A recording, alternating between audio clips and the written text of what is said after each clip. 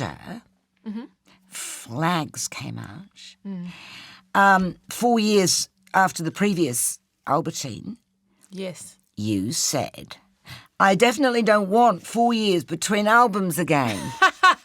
Huh? Yes, And that's what happened. it is. How come? Well, things went... I mean, I suppose one thing with this cycle of a record is that the longer a cycle takes, usually that's an example, or not an example, but proof that it's kind of going well. Because if it wasn't going well and no one wanted to see you and no one wanted to talk to you, you would just stop and kind of start the cycle again. What do you mean? Because you're so busy, it takes 4 years to make an album? Because, so for example, so there was 4 years between Albertine and Flags because I toured Albertine. Exhaustively. 2006, 2007, 2008. Exhaustively. Yes. So that's kind of what happens. And then so 2010, end of 2010, Flags came out. I finished promoting it in 2012. Took a few months off and then started writing for this at the end of 2012. And basically it was kind of, I knew that I wanted to do something different. It just took me a little while to figure out exactly what that looked like, what that sounded like, and to find the people with whom I could make that and articulate that, if you will. It is different. Yeah. I mean, it's edgy. Is that how you describe it? Yeah, sure. Edgy? Yeah. You like that? I like that. I was listening to, your first, heard your entire oeuvre today, recapping on it, and I was listening to your first one, What to Do with Daylight, and it's so totally different. As you'd expect with the trajectory of a career, right? Mm-hmm. But so totally different. It's like you're trying on things ever since then. Yeah. In search of? I agree. Of something? I think hopefully the artist is always in search of new ways to articulate new things. And so certainly, I kind of consider myself a songwriter first and foremost. I kind of bristle when I'm described as a singer because it's just not how I see myself. I don't put that much thought into vocals or voice or all of those things. I suppose my voice has always just been the vehicle with which I use to express my songs and these lyrics and these melodies that I've crafted. And so you could always get somebody else to sing them. I could, but they're so, and I think I will, and I'm interested in doing that. And certainly I've written so much material in the past few years leading up to this new album that hasn't found a home on this project. So, perhaps they will find their home somewhere else. But often, the themes that I write about are so personal and particular that, for example, I don't think another artist would have liked to be singing Albertine, nor would it have made sense for anybody else to sing that but me. But I suppose, I see myself as a songwriter first, and I enjoy and love and hate and am frustrated by and exhilarated by songcraft. And so it's kind of, I like to get inside songs and look at the skeletons and perform autopsies and kind of, so over the years, I suppose I've examined who am I as a songwriter, what can I do? I think I will always be doing that, and it's taken longer for me to figure out the artist side of that as opposed to the songwriter thing. Who is Brooke Fraser as an artist, and how am I honing that and her? Since Flags came out, of course, there's been laud and a whole new way of selling or not selling music. The industry's changed. Has that worried you at all? No. I feel very fortunate that my identity and my centre is not entirely tied up in my vocation. So it gives me a certain sense of freedom creatively, in that I'm a little que sera about the results of what happens after I put out the album. I feel like my job is to create an album and a piece of art that is true to me, and true to my search and my exploration, and the rest will be what it will be. So you're not trying to please the audience? I think the audience, of course I think of the audience, but I can't, it escapes me now who said it, but, and I think it's actually debated who said it originally, but that art should comfort the disturbed and disturb the comfortable. And so I feel that's my responsibility as an artist to do both, to comfort people and to disturb them, to provide a window of hope and also to provoke and question. You've usually been described as Brooke Fraser, Christian singer-songwriter. And I wondered how you felt about that. Disappointed. Yeah. Limited. I can imagine. Pigeonholed. Why do you think... I mean, I know a lot of your songs are about God, and you're also affiliated to a church, or you have been, and you wrote a lot of songs about the group associated with that church. Still do, as far as I know. I don't know. But I don't know why people seem to remark on it quite so much. Neither do I. And it's not just you. I mean, anybody Yeah. who declares themselves a Christian Yeah. is immediately put in the Christian music pigeonhole, as Yeah. you say. Yeah. Any ideas why? I think you said something a while back. If you were a Buddhist, people would just go, oh, she's spiritual. Yeah, that's true. But as a Christian, it's not quite that sexy. No, it's that what it is? It's terribly unchic. But, you know, if all of us, hopefully, not all of us in terms of Christians, but all of us as humans believe what we believe because we have found it to be true in our own lives, not because it's a chic or sophisticated thing. And so that's certainly true for me. But yeah, it's frustrating. You know, I even in another country, which shall remain nameless, a radio station that shall remain nameless, someone... apparently the person who makes the decisions about the playlists said, you know, not in writing but verbally to somebody who was bringing one of my songs to them, that they would never play me because of my association with my faith or how I express it. And I don't think Van Morrison experienced that issue, did he? No. I don't think Bob Dylan experienced that issue. So maybe, is it a female thing? I don't know. Well, we could we could talk through a whole world about what it is to be a female in the music industry. Certainly. Well, we could. How is it being a female in the music industry? Well, first of all, I mean, it's my only experience. I've only been a female this whole time. But it's interesting, but it's still, I think people would find it surprising how antiquated some of the attitudes are towards being a woman, and how in certain studio environments your opinion is somehow seen as lesser, and how if my name is, for example, even, talking about my albums through the years, people have said to me, so who produced your music or who wrote your music, as if to say, what man helped you create this? And, you know, it was such a joy making this album, producing it together with David Costin, because there was just not even a whiff of that. It wouldn't even occur to him to diminish my opinion or my skill because of my gender. He's your co-producer on this. Yes, yeah. How did you come to work with him? Because he's based in London, right? He's based in London. I mean, you are all over the show. Yeah, it really was. We'll talk about your various places on the itinerary the last few years. But how did you find him in London? He was actually, I think, when I first started kind of dreaming and conceptualising the project, and asked, you know, some of my trusted people, you know, to throw names in the hat so we could start, you know, investigating people and looking into people. And I think his name came up early on, but at the time I thought that the sound I was going for was slightly different to what it ended up being. And so it wasn't until probably a year and a half on when his name came up again, and I looked into him again, and I thought, well, this is perfect. So it's funny timing, things like that. And so I basically cold called him and on the phone, asked him over the phone, will you make an album with me?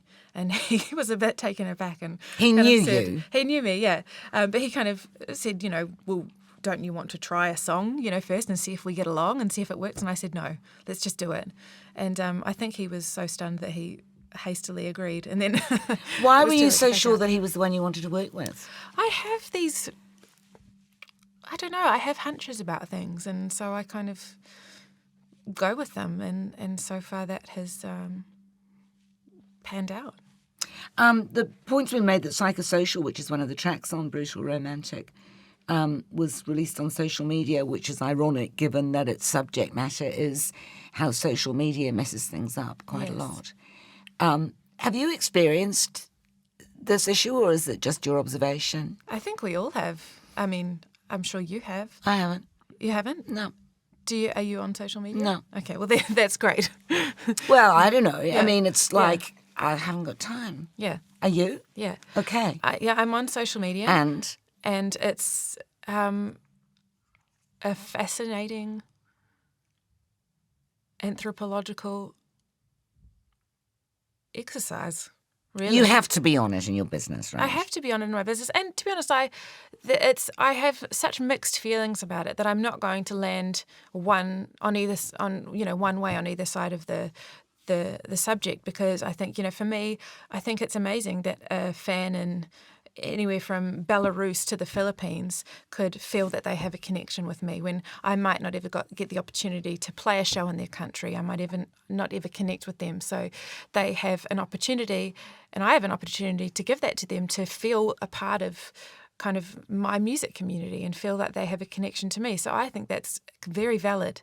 I think where things get sticky is where we have all this connectivity without connection, and we are more accessible. We as humans, if we're online, are more accessible than ever, yet more isolated and lonely than ever, I think. And I think we have this kind of toxic relationship with the internet and with how we experience human relationship through that. I think it is it alters your perception of. You can never really get a real idea of who someone is. So all that kind of fascinates and disturbs me, and so I wrote about it, as I tend to do. I was talking to somebody about that last week. Roughly, the era of instant gratification and shallow relationships with millions of people, as opposed to deep relationships with a few people, and wondering what that does to a society and whether we're stuck with that now. I agree. I think it's certainly a genuine concern. I think we're the first generation of people to be bombarded with information from the time we wake up to the time we go to sleep, if we so choose it. I set my alarm on my phone, so it's the first thing I reach for in the morning. And if I'm not disciplined about it, it's so easy to see all the emails on my phone that need to be attended to, or the messages, or if I kind of want to wake up lazily, see what's going on social media. But it's this, instead of that breath that we used to be able to take before engaging with the world, it's kind of, we're engaging with this tidal wave of information at this breathless pace. And do you feel you have to? No, I don't. Okay. So, and I think that, and I don't. Like I said, if I'm not disciplined, it's easy to get caught up in that. But I think it's important to be to build that discipline into your life, and to have moments of stillness and silence. Otherwise, you can go through life completely unaware of what's really going on around you. So how do you build that in? Because you do get frenetically busy. I mean, after Albertine, you were on tour for 3 years, and Flags, and there was, big Europe and United States and touring. How do you build in places of calm? That's a question that I'm still answering and still working out, but the simplistic answers would be I get up early and don't sleep as much. You could try sleeping more. But, get up early so that I'm not just awake and straight into I've got to be down in the lobby in 45 minutes or whatever, Wake up earlier to have a little bit of time of stillness, or, if I'm on a plane, put on my headphones and shut my eyes and breathe for a few minutes, and or read or do things that. And as well, I'm one of those people who I don't have a Kindle yet. I have 5 or 6 books with me at all times, and so my bags are always horribly heavy. But having a book rather than something else, which is also I can interact with in all these other ways, like having something that's going to stay still with me. So I don't know, but to answer that, I'm still not great at it, but I'm trying. You went to LA to live and write Flags. Yes, that is true. Just as a matter of interest, why LA? I'd made Albertine there, and my second record, and it kind of felt like And I had also spent some time writing for it in the mountains of North Carolina, and it just kind of felt like a good, almost spiritual home for those songs and for that album as it was coming together. And I felt that I would probably make it there, so it seemed to make sense to go over there and get finished writing and get it done. So after that, did you go back to Sydney? After that, yeah, I was back in Sydney. I was only in LA then for maybe 6 months. So you've got a home base in Sydney? Yep. Still? Kind of. I have a car there, but in a storage unit full of furniture from a home. But basically, kind of when the Flags tour ended, had a breather, had a home there out in the country, and then, With what? Animals and chickens? There weren't animals in our home, but on our street there was a little bit of a llama farm and some horses and things like that, which was lovely. And so I kind of think I seek that out between. In the midst of it, I need a kind of place to step out of that pace. So even in LA, actually, we live kind of in a bit of a nature zone, which is lovely. So, and you're in Sweden now? Yes, You're based in Sweden. No, now? I was in Sweden for 5 months. Then to New York. Why Sweden? A hunch. I had a hunch that there was something there for me, and I'd been trying to write in What Sydney. do you do? Stick pens in a map? No, just a sense, a sense. Did you know somebody from Sweden? I have friends from Sweden. Okay. None of them lived there at the time, but I had friends in And Sweden. so what you say to your husband, Scotty, let's go to Sweden, dear. Well, it's always a conversation, This is Or, what okay, I'm feeling. how do you feel Yes, about going to Sweden. And he Yeah. says, And he said, if that's what you feel you've got to do to get this record made, let's do it. okay. And so we went there. We were there for 5 months, and then Is it nice? it's amazing. Is it? It was really. It's kind of. Have you been there? No. It feels almost like a very, very far northern New Zealand in a way. I don't know if that's the.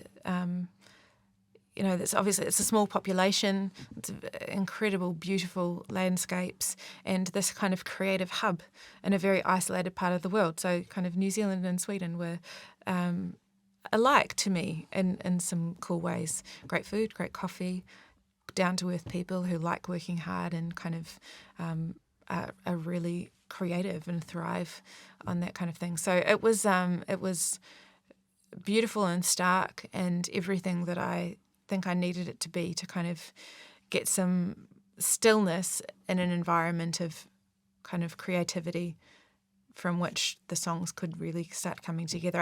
I arrived there with songs, but I had kind of felt that the concept of the album would fully come together there, which it did. Any idea how that process worked? No, it's such a mystery to me, which I think is why I love writing and making music, because I still don't understand. I still can't understand it, and it still feels like a mystery to me. And Is it as if, Sweden, is beautiful and stark and full of criminals, according to the books now. Really? Well, Scandinavian noir. Right. Don't you read that? No. Oh, yeah. It's like every book coming out of Sweden is all about, death and murder and mayhem. Anyway, is it just about going to a completely new place for you? A place so new that it's like carte blanche and you can write something new? Yeah, I think you've tapped into something there. I think with this album, I wanted to feel like a beginner again. I wanted to be a beginner again. I felt like with the first 3 albums, I had kind of somewhat exhausted the sonic world in which I'd sat. I felt like I'd done all I could do within that world for that time. And yet every album was different. Yeah, absolutely. Albertine's so different from Flags. Yes, yeah. So I've certainly, I think, evolved with each project. Right. But with this time, I wanted to, 4 albums in, I owed it to myself and I think to my audience and to perhaps my future audience who weren't my audience yet, to do something different and to see what I was capable of. And I think that was born of so many things. I think part of it was born out of a healthy discontent with just doing the safe thing, It would have been very easy for me to sit down at the piano and acoustic guitar and write a lovely collection of heartwarming songs. But I've done that, so I need to do something different. I wanted to do something different, so I did. Yeah. And I mean, it's true that brutal romantic cannot be described as heartwarming. It's provocative. That's another word for it, perhaps. Is that what you intended? You wanted to shake it up a bit? Yeah, shake it up a bit. And like I said, be a beginner. So, start at perhaps maybe I've reached, I don't know, this is probably a terrible analogy, but like at level 1, maybe I reached an 8 in level 1. So now it was time to go to level 2 and be a 0 again and start again, kind of be able to look at elements of creativity with wide-eyed wonder and think to myself, I have no idea how to do this. How exciting. And so that's what I did. I didn't let myself pick up an acoustic guitar or go to the piano. I had a MacBook Air and a little MIDI keyboard and a software program and headphones. And I wrote the album that way. I started making beats. And so I started writing based on rhythms and kind of these mechanical sounds instead of warm, lush, beautiful, strumming. Yeah. So it's quite angular. Yeah. And I wanted to do that. I think I'd always set my voice against these very lush, warm kind of sonic scapes. And I thought, well, what happens if we take my voice, which is kind of warm and breathy, when I sing anyway, it's probably hideous when I'm talking, but, Well, it's not. Right? Thank you. Huh. But your voice sounds so different in Brutal Romantic as well. Think? Yeah. It's much grittier. And did you do that or was it done for you? As other words, can you change it? Yeah. Or is it a matter of the producing?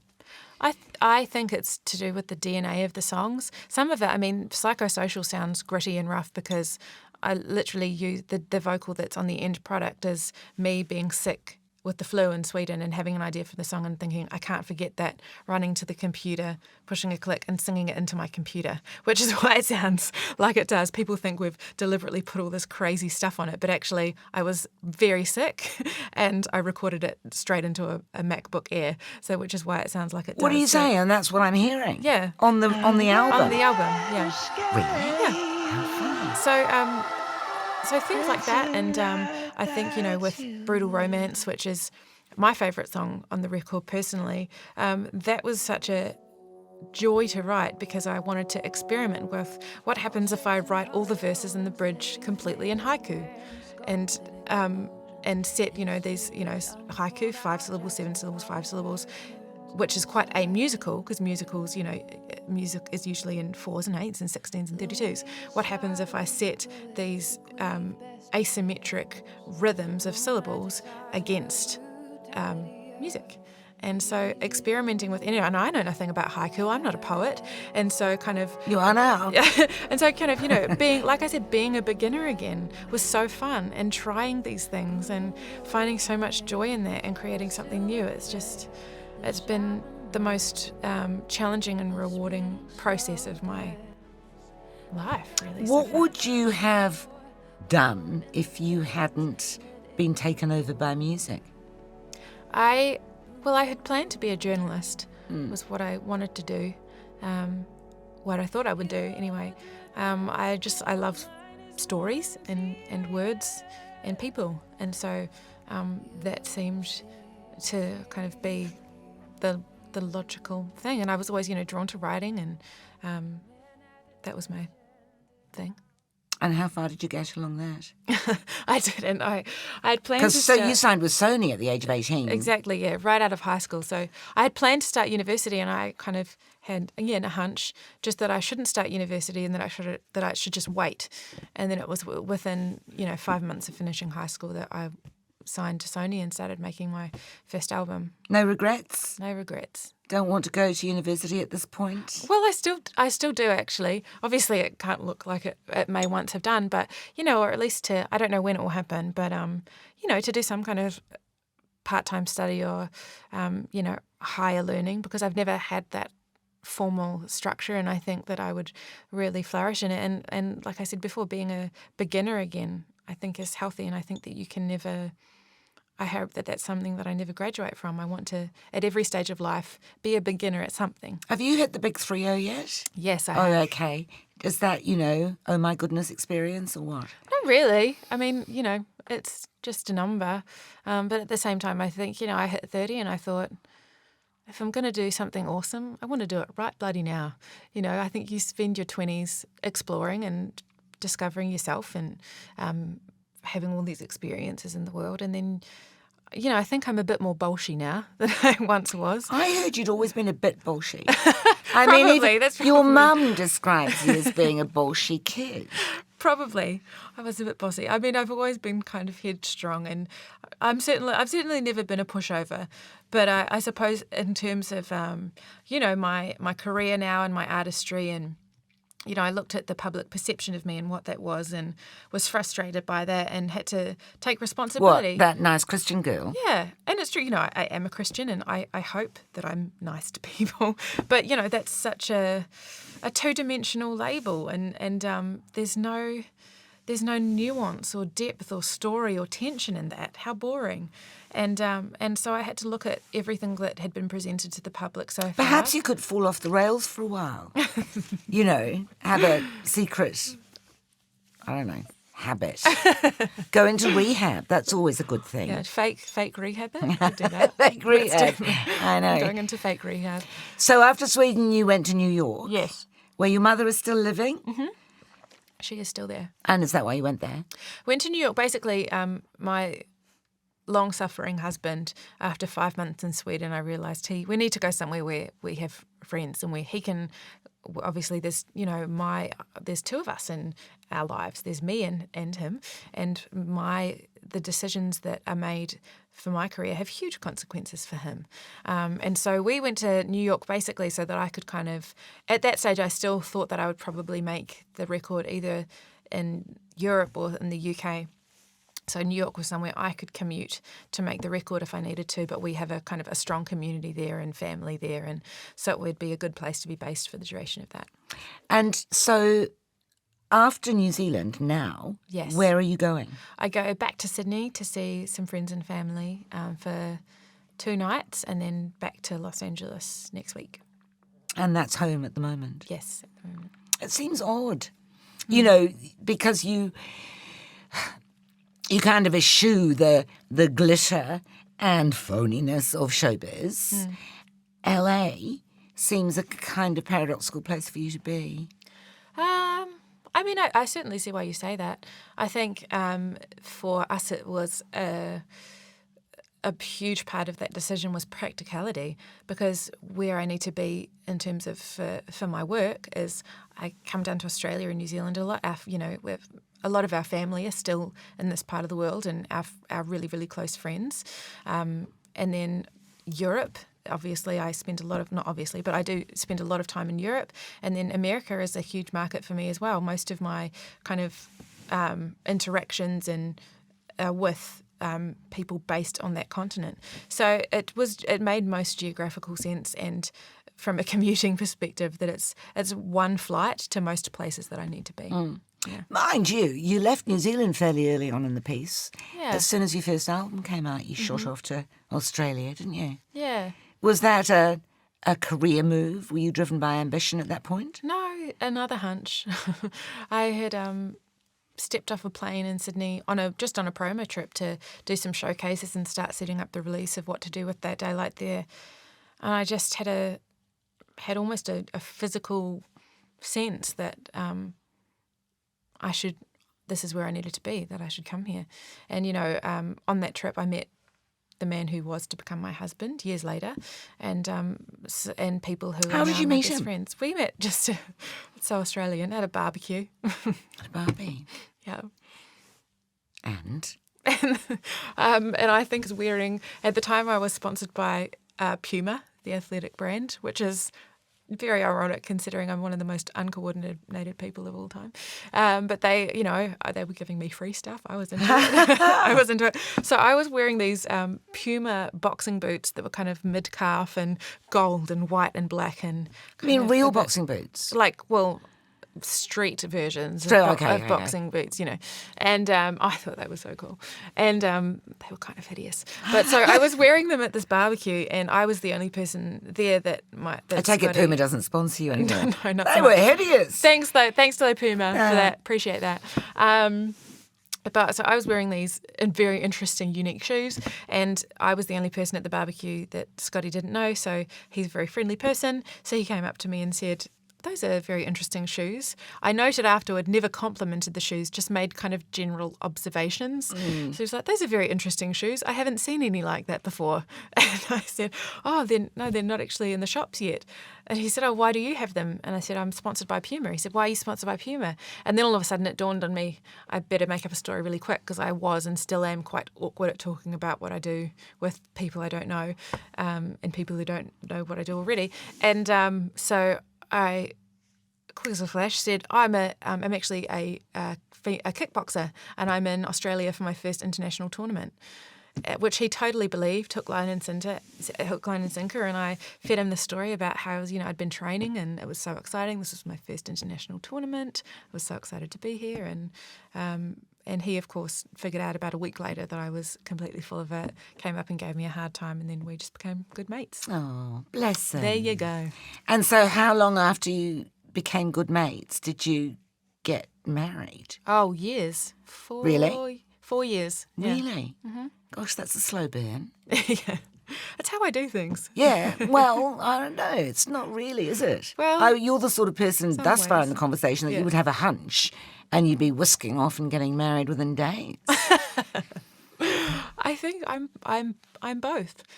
I've been a slow burn as an artist. Certainly, it's taken me 4 albums to get to this point. But certainly as well, I'm a decisive person. Taryn, who's been kindly leading me around the past couple of days, has been laughing because I continually walk off confidently in the wrong direction. Yeah. So, but that's fine. You're still doing aid work. I know that Albertine, came from your trip to Rwanda for World Vision, I think. Are you still involved? I'm still involved. It's a question of time, I imagine. Yeah, timing and obviously the outworking of that changes. And so the most recent organisation I've been involved with is Charity Water, and I went to Ethiopia with them a couple of years ago and saw their work there. And in my private life, obviously that's my private life and how I give in that area. I don't need to talk about.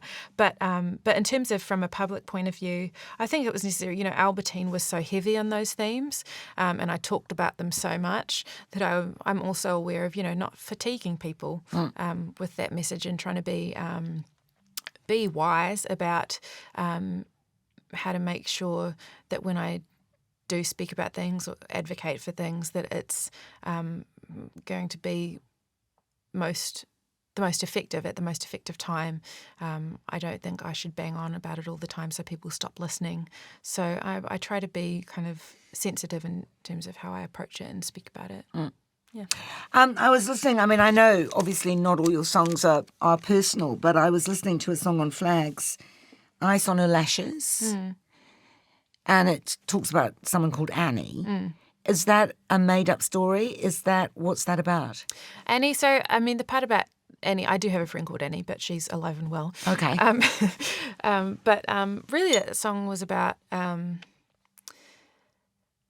had, by the time you get to 30, your life happens and you got some life under your belt and people that you love pass away or almost pass away and tragedy occurs. And so Ice on Her Lashes is about, the moments when you get those phone calls with that kind of news.